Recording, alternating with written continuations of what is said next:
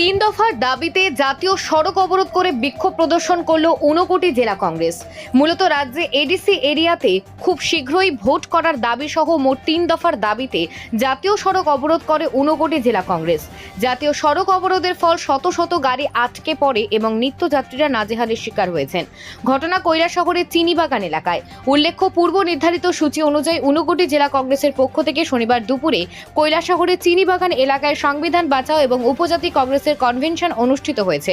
কনভেনশনে উপস্থিত ছিলেন বিধায়ক বীরজিৎ সিনহা, ঊনকোটি জেলা কংগ্রেসের সভাপতি মোহাম্মদ বদরুজ্জামান, কংগ্রেস নেতা রুদ্রেন্দ্র ভট্টাচার্য, নরসিংহ দাস, রুনু মিয়া, রতন দত্ত, আশিস সেনগুপ্ত সহ আরও অন্যান্য স্থানীয় কংগ্রেস নেতারা।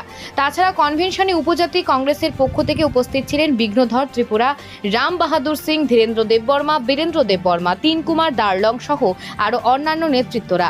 কনভেনশন বেলা 11টায় শুরু হয়, বিকেল 3টায় সমাপ্ত হবার পর দলীয় কর্মী সমর্থকদের নিয়ে জাতীয় সড়ক অবরোধ করে বিক্ষোভ প্রদর্শন করেন বিধায়ক বীরজিৎ সিনহা এবং জেলা কংগ্রেসের সভাপতি মোহাম্মদ বদরুজ্জামান।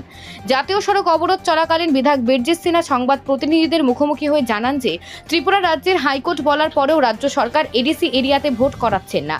অবিলম্বে ভোট সম্পন্ন করতে হবে। তাছাড়া কৈলাসহরে পরিত্যক্ত বিমানবন্দর চালু করা হবে বলে সরকার বারবার বললেও বাস্তবে বিমানবন্দর চালুর জন্য সরকার কোনো ধরনের পদক্ষেপই গ্রহণ করেনি। ভারতের সব রাজ্যের জেলা সদরের রেল লাইনে থাকলেও দেশের মধ্যে একমাত্র ঊনকোটি জেলার রেল মানচিত্রের বাইরে রয়েছে। অবিলম্বে রেলপথ স্থাপন করে রেল লাইন চালু করতে হবে। এই তিন দফার দাবি আদায়ের জন্যই ঊনকোটি জেলা কংগ্রেসের পক্ষ থেকে চিনিবাগান এলাকায় রাস্তা অবরোধ করে বিক্ষোভ প্রদর্শন করা হয়েছে। জাতীয় সড়ক অবরোধে এবং কনভেনশনের রেকর্ড সংখ্যক দলীয় কর্মী সমর্থকদের উপস্থিতি লক্ষ্য করা গেছে।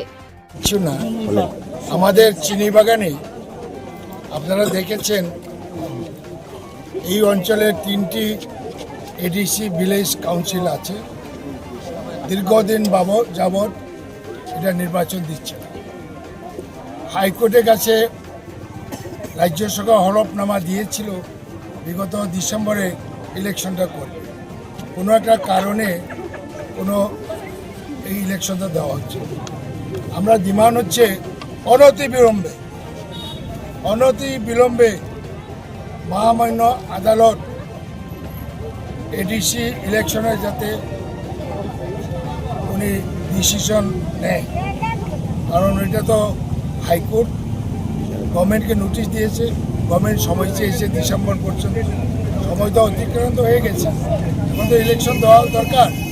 এখানে তো কাজকর্ম বন্ধ আছে। কতগুলো লোক ট্রাইবেলের মুখের গ্রাস কেড়ে নিচ্ছে, ট্রাইবেলের পাহাড়িদের পেটে লাথি মারছে। সেই জন্য আজকে আমরা এই কনভেনশন জেলা কংগ্রেসের উদ্যোগে এবং রাস্তা অবরোধ করার কারণ হচ্ছে প্রতীকী আন্দোলন। দীর্ঘক্ষণ তো আমরা করি নাই, যাতে সরকারের নজরে নেওয়া যায়, মহামান্য হাইকোর্টের নজরে নেওয়া যায়। তার জন্য আমরা মূলত এডিসি নির্বাচন ইমিডিয়েটলি দিতে হবে। এরপরে ভারতের সবকটি জেলা হেডকোয়ার্টারের রেল সংযোগ হয়েছে এক্সেপ্ট কৈলাসহর। প্রতিশ্রুতি দেওয়া হয়েছে, এখনও ভারত সরকার থেকে কোনো সিদ্ধান্ত নেই। জরিপ হয়েছে কিন্তু সিদ্ধান্ত নেওয়া হচ্ছে না। এবং পণ্ডিত জওহরলাল নেহেরু রাজ্যের মানুষের সুবিধার জন্য কৈলাসহর বিমানবন্দর স্থাপন করেছিলেন। কৈলাসহরের মানুষ সেই সময়েও 50 বছর আগে প্রত্যেক দিন বহিরাজ্যে যেতে পারতেন, কলকাতা যেতে পারতেন, বাইরে যেতে পারতেন। কিন্তু এটা আজকে বন্ধ আছে।